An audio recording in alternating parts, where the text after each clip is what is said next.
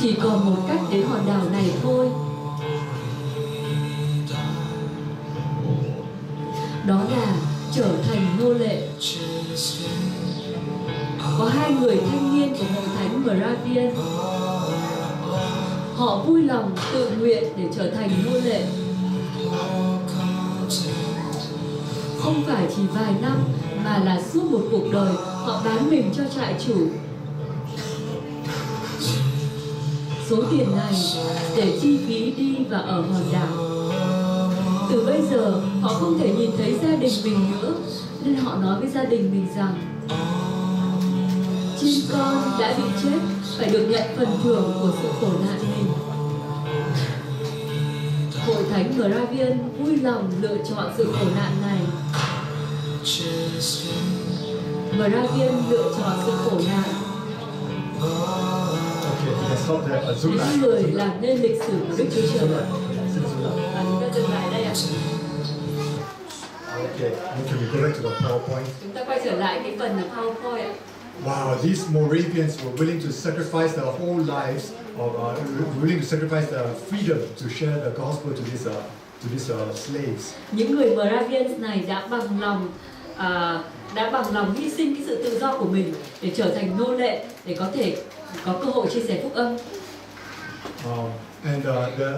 We've come to this period of history where many missionaries made great sacrifices for missions. Và chúng ta sẽ đến cái giai đoạn chúng ta tìm hiểu rằng là giai đoạn này sẽ có rất nhiều giáo sĩ đã hy sinh cho công tác truyền giáo. This was a Protestant period of missions from the period of 1800 to the present. Đấy là từ năm 1800 cho đến nay, và đây là giai đoạn mà phúc âm được chia sẻ đến cho rất nhiều nhóm dân tộc, nhóm bộ lạc chưa được cứu. This period can be split into 3 stages. Giai đoạn này được chia thành 3 giai đoạn sau. The first period is the period of missions to the coastlands. Thời kỳ thứ nhất đấy là thời kỳ mà phúc âm được đi đến, được chia sẻ ở các vùng ven biển. These are the cities that are close to the sea. Đấy là các thành phố mà gần với biển. The second period is the period of missions to the inland. These are periods which are away from the sea. Và giai đoạn thứ hai, thời kỳ thứ hai đấy là phúc âm được chia sẻ, được đi vào các vùng xuyên lục địa, các vùng ở trong đất liền. And the third period of missions are the missions towards the unreached people groups. Và giai đoạn thứ ba đấy là phúc âm được chia sẻ đến những cái vùng mà các dân tộc, các nhóm dân tộc chưa được nghe phúc âm. So the first period, the period of missions towards the coastlands is from about 1790 to 1910. Thời kỳ thứ nhất là phúc âm được mang đến các vùng khu vực ven biển là từ năm 1790 cho đến 1910 sau Chúa. You see, at that time, most of the Christians were located in Europe and America. Chúng ta biết rằng thời kỳ đó thì hầu hết cơ đốc nhân là ở châu Phi và ở châu Âu và châu Mỹ. And most of the people who have not heard the gospel were in Africa and in Asia. Và hầu hết những cái dân ở vùng châu Phi và châu Á thì chưa được nghe về phúc âm. At that time, there were no airplanes. Lúc đó không có máy bay đâu. So if a missionary wanted to go from Europe to Asia, how would that person travel? Vậy thì nếu mà người giáo sĩ muốn đi từ châu Âu đến châu Á thì phải đi bằng cách nào? The person can travel by land or by sea. Có hai cách, đấy là đi đường bộ và đường thủy. And it's faster to travel by sea than by land. Và đi đường thủy thì nhanh hơn đi đường bộ. If the person travels from Europe to Asia by land, it takes more than a year. Nếu mà đi đường bộ từ châu Âu đến châu Á thì mất hơn 1 năm. But if a person travels from Europe, goes past, takes a ship that travels from Europe, takes a ship past Africa and goes into Europe, how long will it take? Nhưng mà nếu đi bằng tàu từ châu Âu đi qua châu Phi rồi đến được châu Á thì khoảng mất bao nhiêu lâu các bạn biết không? For a person to go from Europe to India, it takes 5 months. Đi từ châu Âu đến Ấn Độ thì đi tàu khoảng mất 5 tháng. And this is what this gentleman did. His name is William Carey. Và đây chính là cái hành trình mà nhà truyền giáo vĩ đại William Carey này đã làm. This was a time when the churches in Europe had no interest in missions. Thời kỳ bấy giờ những hội thánh ở châu Âu không hề quan tâm gì đến truyền giáo ra các cái khu vực khác. They were all focused on their own needs. Họ chỉ tập trung vào những nhu cầu của mình thôi. They had a spiritual thinking, but it really isn't biblical. Họ cũng có những cái suy nghĩ thuộc linh nhưng mà thật sự không có phù hợp với Kinh Thánh. The thinking was that if God wanted to save the unreached people groups in Asia, He could do it without you or me. Họ nghĩ rằng nếu Chúa muốn cứu các cái dân tộc, các cái bộ lạc ở nơi khác đó thì Chúa có thể làm bằng quyền năng của Ngài, không cần bạn và tôi đâu. It sounded spiritual, but it wasn't biblical. Nghe có vẻ là Chúa quyền năng lắm, không cần bạn và tôi, nhưng mà thật ra đấy là không đúng Kinh Thánh. Because Jesus' command for us is to preach the gospel to all nations. Jesus wants to use us. Bởi vì Chúa, cái đại mạng lệnh của Chúa là chúng ta cần phải giao giảng về phúc âm của Chúa cho mọi dân tộc, và đấy là đại mạng lệnh dành cho bạn và tôi. This man did not go to university. Cái người đàn ông này không có đi học đại học. He made shoes and repaired shoes. Và ông là người thợ sửa giày, đóng giày. At that time, there was no internet. Lúc bấy giờ không có internet đâu. Whenever he got time, he would try to read books or magazines here and there about countries and other the other parts of the world. Và bất cứ khi nào ông có thời gian rỗi thì ông bắt đầu đọc những cái tài liệu để nói về những cái người sống ở các vùng khác ở trên thế giới. And he would tell his church to send missionaries to other countries. Và ông nói với hội thánh của mình rằng là hãy gửi giáo sĩ đến những cái vùng khác ở trên thế giới đi. The leaders in the church did not agree with him. Nhưng mà người lãnh đạo trong hội thánh không đồng ý. And he said, "Sit down, young man." Và người lãnh đạo nói rằng, chàng trai trẻ ngồi xuống. So, but he said this. Nhưng mà ông nói như thế này. Expect, you can read that. Chúng ta đọc cùng với nhau nhé. Hãy cố làm việc lớn cho Thiên Chúa. Hãy trông đợi việc lớn từ Ngài. And he developed a burden for India. Và ông thì có một cái tấm lòng nóng cháy cho Ấn Độ. He had never been to India. He just knew India from reading books. Ông chưa bao giờ biết Ấn Độ là gì, chỉ đọc ở trong các quyển sách thôi. And finally he went. Nhưng mà cuối cùng thì ông đã đi được Ấn Độ. He went with his wife and 3 children. Và ông đi Ấn Độ với vợ và 3 con của mình. And he paid a great price over there. Và ông đã phải trả một cái giá rất là lớn ở đó. He said this statement as well. Và ông cũng đã nói câu nói như thế này. I'm not afraid of failure. I'm afraid of succeeding at things that don't matter. Tôi không sợ thất bại đâu. Tôi chỉ sợ tôi thành công ở những điều mà không nên thành công. For many years, he worked as the only missionary in that place. His church didn't send him more people to help him. Và trong rất nhiều năm thì ông ấy là một người giáo sĩ duy nhất ở Ấn Độ, và hội thánh của ông ấy cũng không có gửi ai đến để hỗ trợ cả. No one sent him more money from England. He had to save up his own money and live in India on his own savings. Và ông tự phải để dành tiền để đi sang Ấn Độ, và không có ai gửi cho ông, hỗ trợ ông một đồng nào. When he ran out of money, he had to work in India to earn money for him and his family. Và khi ông và gia đình hết tiền thì để đi làm rất là vất vả để có tiền sống ở Ấn Độ.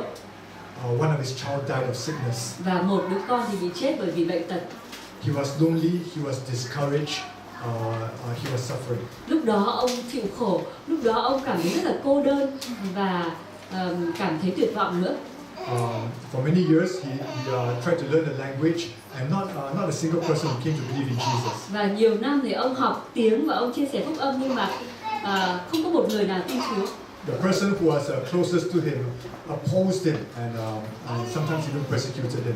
Và cái người mà làm việc cùng với ông gần gũi nhất ấy thì nhiều khi chống đối ông nhiều, và nhiều khi bắt bớ ông đức tin của ông nữa. You know who this person was? Và các bạn biết cái người đó là ai không? His wife. Đúng rồi, ai nói đúng, cái người vợ. So his wife wanted to go back to England, but he felt it was God's will for him to stay behind. Vợ thì luôn luôn đòi quay trở lại về Anh, nhưng mà ông thì nhận được cái khải tượng của Chúa là phải ở Ấn Độ và truyền giáo cho Ấn Độ, nên là ông không có quay về. And finally, his wife could not take the stress in living in India, and she went crazy. Và cuối cùng thì vợ không chịu đựng được những cái áp lực ở Ấn Độ và đã bị điên. He refused to separate from his wife, and even though his wife was crazy, he continued to take care of his wife's needs. Và mặc dù vợ là bị điên và có những lúc là cũng đánh ông, và có những lúc mà cũng có khả năng có thể làm hại đến tính mạng của ông, nhưng mà ông từ chối việc đưa vợ đến ở nhà thương hay là ở những cái trại tị nạn, mà ông bằng lòng chăm sóc cho vợ. Finally, in the last few years, he never went back to England for rest. He stayed there for about 50 years, in India for 50 years. Và các bạn biết không, ông nhận cái sự kêu gọi của Chúa biệt phái, tức là chỉ có ra đi thôi và không bao giờ quay trở lại. Và khi ông qua đời, ông cũng chết ở cái vùng đất mà Chúa biệt phái ông đến. In the last 10 to 20 years in India, he saw a breakthrough. Nhưng mà rất là kỳ diệu, khoảng 10-20 năm cuối cuộc đời của ông thì Chúa đã làm cho có những cái bứt phá. The Indian people began to believe in Jesus. Những người ở Ấn Độ bắt đầu tin Chúa Giêsu. He built a Bible school for them when the church grew strong. Và khi mà những người tin Chúa lớn mạnh hơn, họ thành lập hội thánh. It doesn't work. Có cả trường có cả trường kinh thánh nữa. And he was finally buried in India. Và cuối cùng khi ông qua đời thì ông được chôn tại Ấn Độ. So this was a Bible school which he built when the church was growing. Đây là trường kinh thánh mà khi ông và hội thánh thành lập đã xây dựng được trường này. When the breakthrough came, the church grew very fast in a short time. Khi mà Chúa cho phép cái sự bứt phá xảy ra thì hội thánh phát triển rất là nhanh. He was finally buried in India. Và cuối cùng thì ông được chôn ở Ấn Độ. And he wrote this on his tombstone. Và ông viết cái điều này và họ đã viết trên cái bia mộ của ông. A wretched, poor and helpless worm, on your kind arms I fall. Okay, never mind. So that was that period of missions was a time of great suffering for many missionaries. Và cái giai đoạn đó là cái giai đoạn mà rất nhiều giáo sĩ chịu hy sinh, chịu khổ, chịu chết cho Chúa. Many missionaries were required to give the sacrifice of their own lives when they went to missions. Và rất nhiều giáo sĩ đó trước khi đi thì họ biết rằng là chắc chắn họ sẽ là người tử đạo cho Chúa Giêsu. This was especially true for the continent of Africa. Và điều này đặc biệt đúng cho khu vực châu Phi. Most of the missionaries at that time were from Europe. Và hầu hết giáo sĩ thời bấy giờ được gửi từ châu Âu. And when they went to Africa, they had diseases which did not exist in Europe. Và khi họ sang châu Phi thì họ có rất nhiều cái bệnh tật ở châu Phi mà ở châu Âu không có bệnh đó. And many of them died in a short amount of rất time. nhiều giáo sĩ bị chết bởi vì bệnh tật trong một thời gian rất ngắn. There were also people who persecuted them. There were also cannibals. Rồi là họ cũng bị chết bởi những lý do nữa là những bộ lạc ăn thịt người. Giáo sĩ đến đấy và bị bộ lạc ăn mất. But many of these Europeans who went to Africa died of disease. Và nhưng mà rất nhiều giáo sĩ đến đây bị chết bởi bệnh tật. It was estimated that when a missionary from Europe went to Africa, within 2 years he would be dead. Và có một cái nghiên cứu thì cho thấy rằng là các cái giáo sĩ thời bấy giờ mà đến châu Phi thì họ sống được trung bình 2 năm thôi. In spite of this, they were still willing to go. Mặc dù họ biết trước là họ chỉ có thể sống được 2 năm ở châu Phi rồi sẽ qua đời, nhưng họ vẫn bằng lòng đi. Would you be willing to go out for missions if you know that you'll be dead in 2 years? Bạn có sẵn lòng đi không nếu bạn biết rằng trong 2 năm nữa mình sẽ qua đời, mình sẽ chết, bạn có đi không? These European missionaries were willing. Đây là những giáo sĩ ở châu Âu, họ bằng lòng như vậy. They will pack up their things for missions. They'll pack up their clothes and the things that they need to make the journey to Africa. Khi họ chuẩn bị đồ đạc để đi hành trình đến châu Phi làm giáo sĩ. And they will also pack one important item. Thì họ cũng mang theo một cái điều quan trọng như thế này nữa. They will bring their coffin. Họ mang theo một cái quan tài. Because they know that I expect to die in Africa. I expect not to come back to my own home country. Bởi vì điều này để cho biết rằng là họ sẵn lòng biệt phái ra đi, không có phải trở về. 2 năm có thể sẽ chết ở đó, qua đời đó. Wow! Imagine such sacrifice. Imagine these missionaries going to their ships, going to Africa, carrying their own coffins. Các bạn có thể tưởng tượng là những người giáo sĩ này bắt đầu cái ngày họ bước lên cái tàu để đi châu Phi đấy, thì họ mang theo đồ đạc và có gánh theo một cái quan tài. These are examples for us to follow. Và đây chính là cái tấm gương mà chúng ta cần phải theo. The second period of missions was the period of missions to the inland. Giai đoạn thứ hai, đấy là giai đoạn mà phúc âm được mang vào phía miền đất liền. When the missionaries came to a new country, the first places which they preached were the places near the sea. Khi một giáo sĩ đến một đất nước mới, khi mà phúc âm được mang đến một đất nước thì đầu tiên là họ sẽ đến cái vùng ven biển. This was the same for Vietnam as well. The places that first received the gospel were the places close to the sea like Da Nang, Saigon, Hải Phòng. Ở Việt Nam cũng vậy, những cái nơi đầu tiên mà được nhận phúc âm Việt Nam đấy là Đà Nẵng, sau đó đến là cảng Hải Phòng hay là Hồ Chí Minh là cái thành phố biển. As time progressed, churches in these cities were established. Lúc đó là cái hội thánh được thành lập ở đây. But the provinces, the areas inland were unreached by the gospel. Nhưng mà những cái vùng đất liền ấy, những thành phố sâu trong đất liền thì là phúc âm chưa được chạm đến. The roads were not developed, transportation was not developed, and it was dangerous to travel into the inland. Bởi vì là đường ấy thì chưa có phát triển, chưa có đường đất, chưa có đường, rồi là khi vào sâu trong lục địa thì rất là nguy hiểm. The government did not establish a law and order in the inland places, and there were many robbers and bandits. Bởi vì là chính phủ thì lúc đấy là ở những thành phố lớn ven biển thì rất là có khả năng an toàn, nhưng mà các vùng sâu trong đất liền thì không an toàn, và đồng thời là có nhiều cướp, nhiều trộm. At this time, there was a missionary from England called Hudson Taylor. Và cái giai đoạn mà mang phúc âm vào trong đất liền đấy thì có một người truyền giáo nổi tiếng, nhà truyền giáo nổi tiếng đấy là Hudson Taylor. And he challenged everyone, we must preach the gospel in the inland areas. Và ông khích lệ mọi người, chúng ta phải mang phúc âm đến cái vùng sâu ở trong đất liền.